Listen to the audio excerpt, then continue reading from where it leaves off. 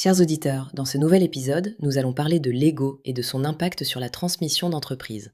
L'ego, au sens où il touche à l'identité du dirigeant, peut devenir un frein lorsque la surévaluation du prix, la réticence à déléguer ou le refus de laisser rentrer un successeur faussent la réalité des chiffres et les décisions. Chez Skeltoussel, nous voyons que le facteur humain pèse autant que les audits et les chiffres dans la réussite d'une transmission. Pour sortir de ces pièges, voici une approche simple en 4 actes. Premier acte, identifiez vos zones d'attachement. Qu'est-ce qui vous serait difficile de confier? Une équipe, une activité, une relation client historique? Ce sont souvent des indicateurs forts.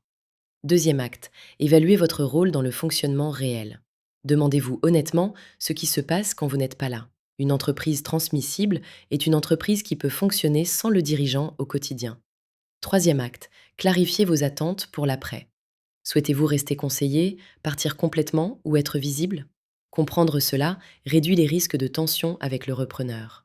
Quatrième acte, écoutez des avis externes.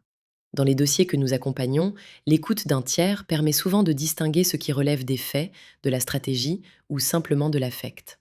En parlant d'erreurs, évitons les classiques. Se croire indispensable, fixer un prix basé sur l'histoire plutôt que sur les données, vouloir tout valider, négliger la préparation humaine, ou encore attendre le bon moment trop longtemps. Passons maintenant aux bonnes pratiques. Étape 1. Séparez l'entreprise de votre identité. L'objectif est que la société puisse vivre sans vous et que la transition ne repose pas sur une seule personne. Étape 2. Formalisez la gouvernance et les process. Documenté et structuré, clarifie les responsabilités et rend la continuité moins tributaire d'un seul dirigeant. Étape 3. Préparer le repreneur à prendre la place.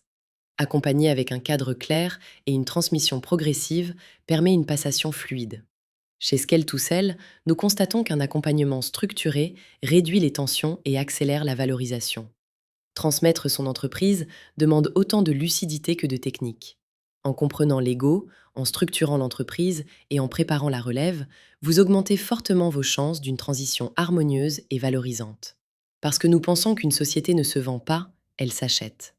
N'hésitez pas à lire le blog ou à nous contacter pour échanger.